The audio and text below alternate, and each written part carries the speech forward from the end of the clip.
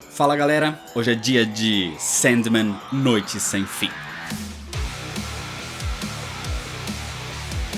É uma história do selo Vértigo da DC, escrita por Neil Gaiman e desenhada por 7 artistas diferentes. Entre eles, grandes nomes como Bill Sienkiewicz, Glenn Fabry, Milo Manara e Frank Quitely. Publicada em 2003. Noite Sem Fim é basicamente uma antologia, várias histórias separadas que juntas compõem algo maior. Então aqui a gente tem 7 histórias, uma para cada personagem, para que você conheça ou reconheça os 7 perpétuos.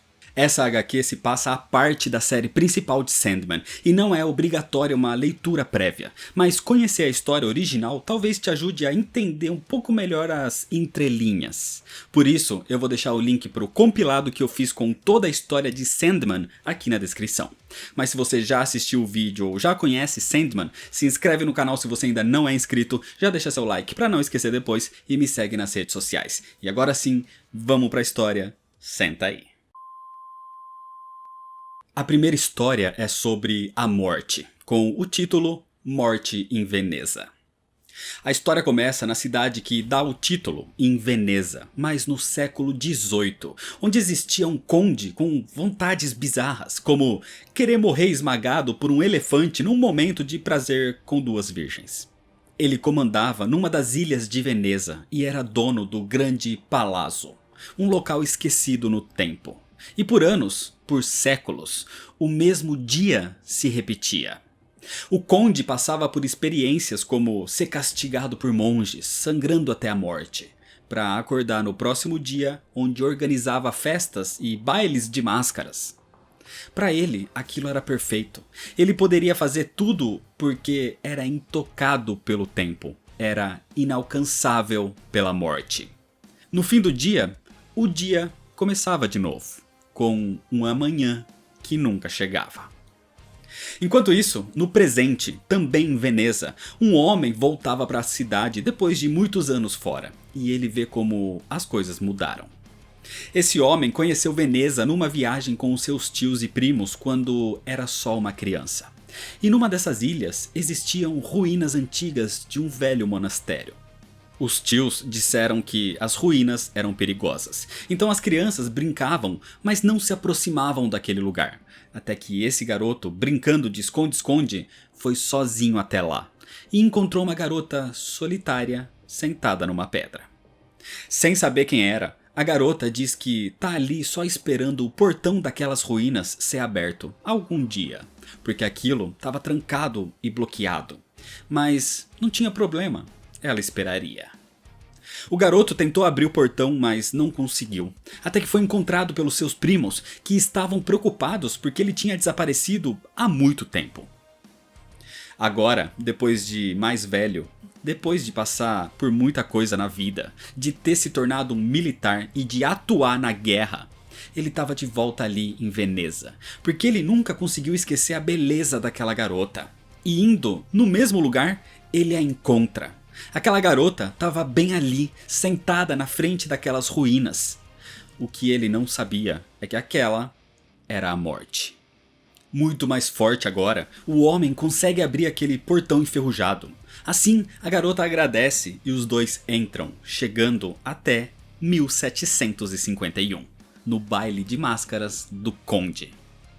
A morte entra ali e vê as pessoas já conhecendo seu real destino. Até que os dois estranhos são confrontados pelo próprio conde, que diz que foi ele quem fechou aquele portão, com magia. Ele estava se escondendo da morte para sempre. Mas por mais que demore, ou que algo tente se esconder, ou que seja um lugar esquecido no tempo, a morte sempre vai ao seu encontro. Porque tudo um dia termina, e agora aquele lugar vai ficar inabitado e queimar em ruínas, e o conde vai finalmente acompanhá-la. Depois desse acontecimento, o homem que entrou ali com a garota é encontrado dormindo na frente das ruínas, sem saber se aquilo foi real ou não. Mas ele tem uma sensação de que vai encontrar aquela garota novamente. Alguém com quem ele sempre teve uma ligação. E enquanto eles não se reencontram, ele vai continuar atuando na guerra, enviando pessoas até ela. A segunda história é sobre desejo, com o título O que experimentei de desejo. A história começa com uma camponesa contando como era sua vida na era dos vikings. Como ela se apaixonou pelo filho do chefe do seu povo, um garoto desejado por todas as mulheres da aldeia. Mas ela não queria ser só mais uma. Ela se apaixonou e queria que ele a desejasse tanto quanto ela o desejava. A garota estava disposta a tudo e conversa com a bruxa do vilarejo, mas ela não quer uma poção do amor, ela quer o real desejo. Assim, a bruxa diz que a garota deve então seguir o seu próprio coração e procurar pelos olhos dourados. Certo dia, o garoto vai até as Minas do Sul e o seu pai, o chefe da aldeia, vai negociar com as pessoas do outro lado do rio, um povo perigoso.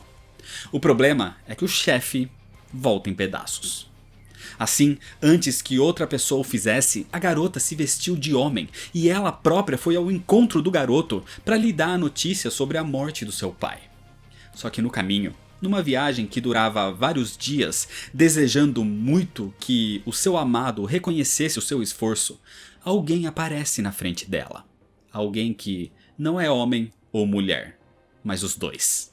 Um ser de olhos dourados. Era Desejo. Desejo sabe o que a garota quer e diz que vai lhe dar, mas por um preço. Ela vai ficar marcada para sempre como sua. Aceitando, a garota continua e chega ao encontro do seu amado e lhe dá a notícia. Assim os dois voltam juntos para casa. Mas no meio do caminho, eles param numa caverna para se proteger da chuva. E o rapaz se aproveita e diz que sabe que ela é uma mulher. Então eles deveriam aproveitar que estão sozinhos ali porque ele a deseja. Mas ela diz que não. Se ela ceder ao desejo, ele só vai querê-la aquela noite e vai abandoná-la. Então o rapaz começa a cortejá-la insistentemente, lhe dando presentes, dizendo que se casaria com ela. E isso durou 3 meses, até que ele matou o homem que matou seu pai e deu para a garota o colar do seu rival como prova do seu amor. E assim finalmente ela aceitou e eles se casaram. Só que logo em seguida, o homem teve que partir numa caçada.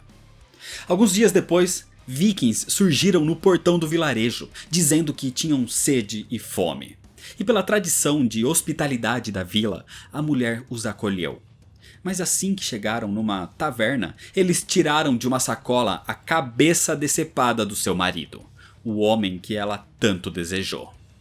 A mulher não demonstrou nenhuma reação e ela lhes deu comida e bebida.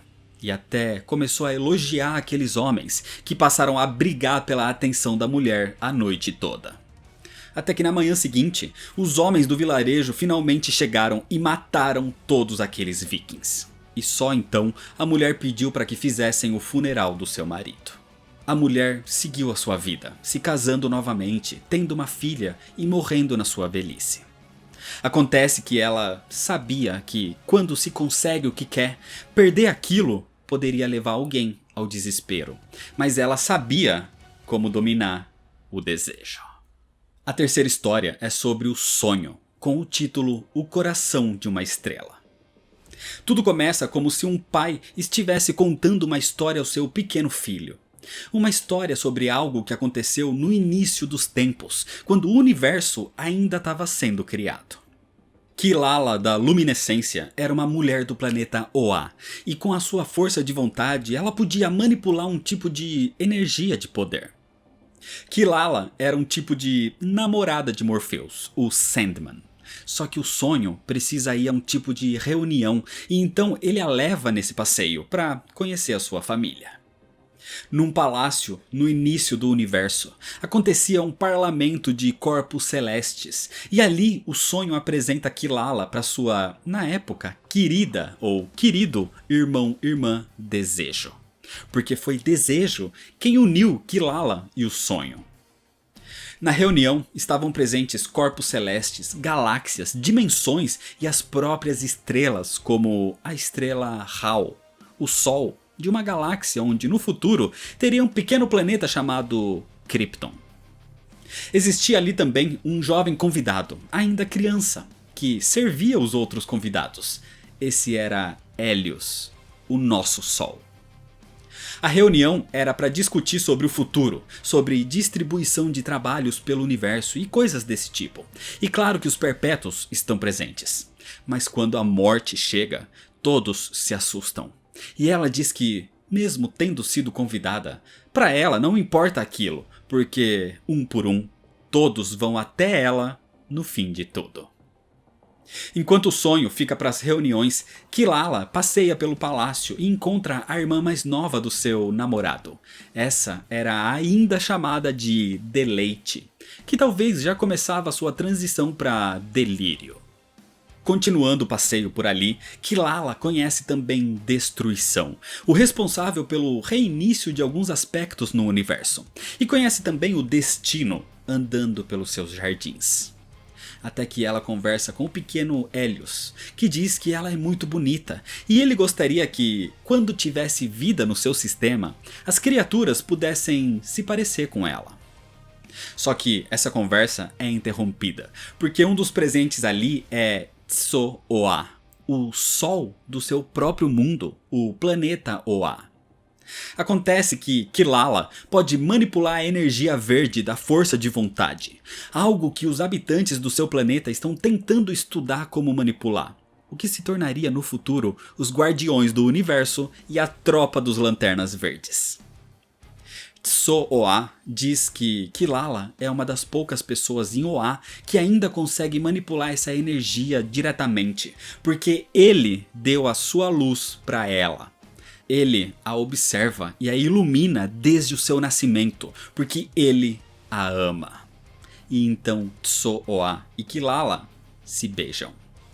Só que o problema é que o sonho presencia a cena e imediatamente vai atrás de Desejo, inclusive passando por Desespero no caminho, que conversa com o Hal sobre como seria se, quando um dos seus planetas morresse, um único ser da sua galáxia conseguisse sobreviver. Como essa pessoa viveria se lamentando, se desesperando. E isso realmente acontece bilhões de anos depois com o planeta Krypton. O sonho confronta Desejo por tê-lo guiado até Kilala, e agora ele a perdeu. Mas o Desejo acha isso divertido. Então, com raiva, o sonho vai embora dizendo que eles não são mais amigos, e ordena que Desejo nunca mais interfira nos seus assuntos. Começando assim uma rivalidade entre irmãos que se torna praticamente eterna.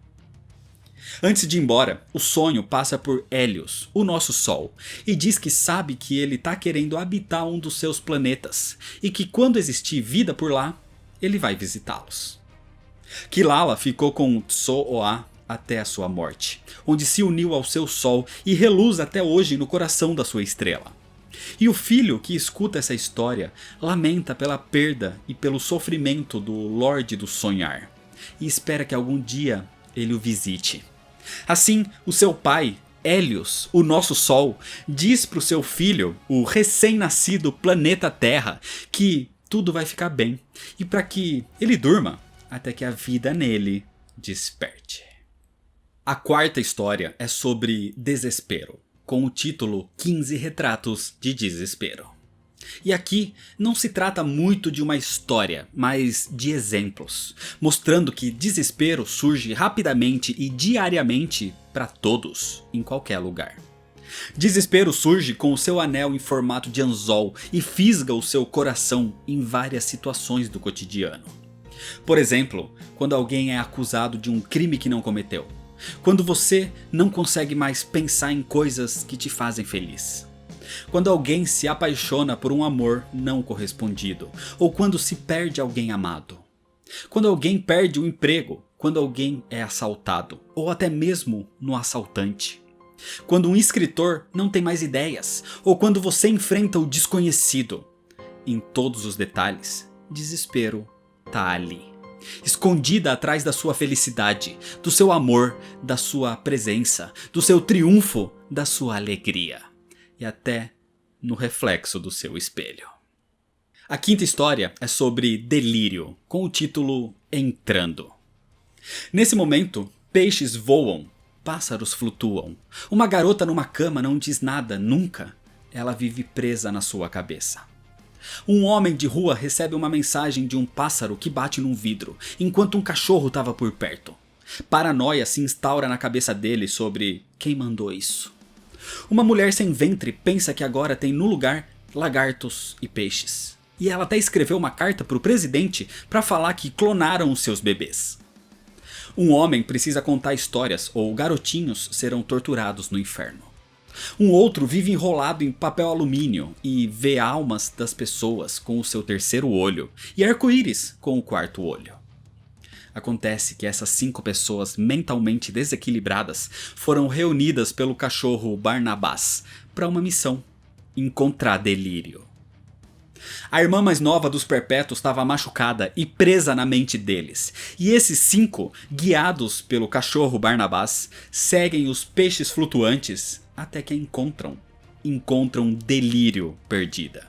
E segurando a sua mão, eles a entendem. E assim eles conseguem voltar para casa. Tirando o delírio da mente de cada um deles e deixando os peixes voarem, essas pessoas mentalmente desequilibradas voltam ao estado normal. Elas deixam delírio sair. E depois de tanto barulho na sua cabeça, essas pessoas podem descansar e finalmente abraçar o silêncio. A 6ª história é sobre destruição, com o título Na Península. Aqui, uma garota chamada Rachel anda tendo pesadelos com mundos devastados e mundos em destruição. E às vezes ela tinha esses sonhos até mesmo acordada. Ela é uma espécie de arqueóloga e é convidada para participar de uma expedição científica sigilosa, porque numa península em San Rafael, na Itália, objetos estranhos começaram a surgir. Objetos que não eram do passado, mas sim do futuro. Acontece que quem estava por ali naquela cidade há um mês mais ou menos era destruição e delírio, depois de ter sido liberada da história anterior. E a presença deles estava afetando o local. Certo dia, durante uma das suas escavações, Rachel é abordada por destruição, que não revela o seu nome, mas que pelo seu tamanho e força, ele a ajuda. Acontece que Rachel sente uma atração muito forte por ele, e até lhe oferece trabalho. O problema é que, com o passar dos dias, ela vai escavando aquela península e encontrando cada vez mais artefatos do futuro. E numa noite, Rachel vai procurar por destruição e encontra a irmã dele, a pequena Delírio. E ela diz que as coisas que Rachel está encontrando não necessariamente são do futuro, mas de distorções da realidade. Acontece que era a presença dos dois juntos ali que estava causando todo esse transtorno. Por isso, estava na hora de ir embora. Assim, Rachel desperta no outro dia com helicópteros e pessoas do governo chegando no local e terminando com toda a escavação. E enquanto Rachel se afasta do local, sem saber o que aconteceu com o homem atraente, de repente a península é destruída e simplesmente desaparece de uma hora para outra. Desse jeito, Rachel tenta seguir a vida, tentando dormir sem aqueles sonhos, sem saber exatamente se aquilo que viveu foi um delírio da sua mente ou uma destruição. E a 7ª e última história é sobre destino, com o título Noites Sem Fim. O destino é cego e anda sempre com o seu livro acorrentado a ele, ou talvez seja ele que anda acorrentado ao seu livro. Ele passeia pelo seu jardim, que leva por caminhos diferentes que se ramificam, mas que sempre se combinam. Ali ele tem esculturas de todos os seus irmãos, porque você sempre vai andar pelos jardins do destino, mas sempre, em algum momento da sua vida, vai visitar os seus irmãos.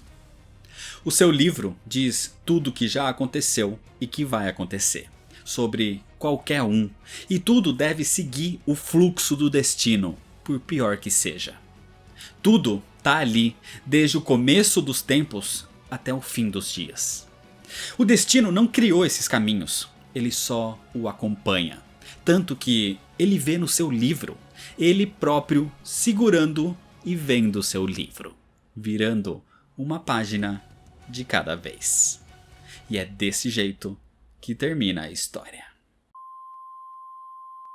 Noite Sem Fim é uma reapresentação, um compilado para entender um pouco mais sobre cada um dos Perpétuos.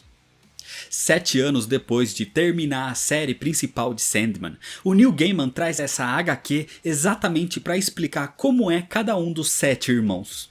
Como eles não são pessoas, e sim conceitos da vida personificados.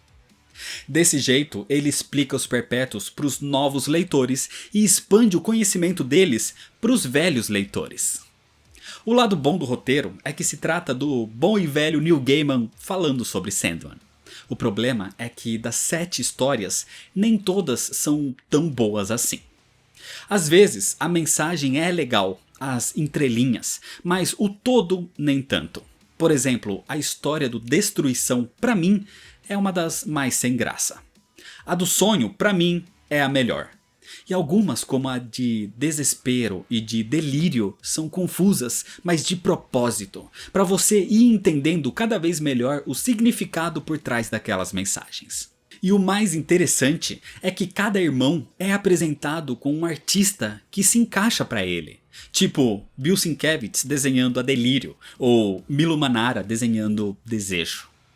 Indo desde histórias tradicionais até as mais malucas, Noite Sem Fim é uma antologia, inclusive premiada, que traz de volta o leitor para esse universo rico de Sandman, que a partir daí foi cada vez mais sendo expandido. E claro que todas essas HQs valem a pena serem lidas, porque a percepção dos textos é totalmente diferente de só assistir esse vídeo, por exemplo. Mas de qualquer forma, outras histórias sobre o sonho e os Perpétuos aqui no canal são histórias para outros vídeos.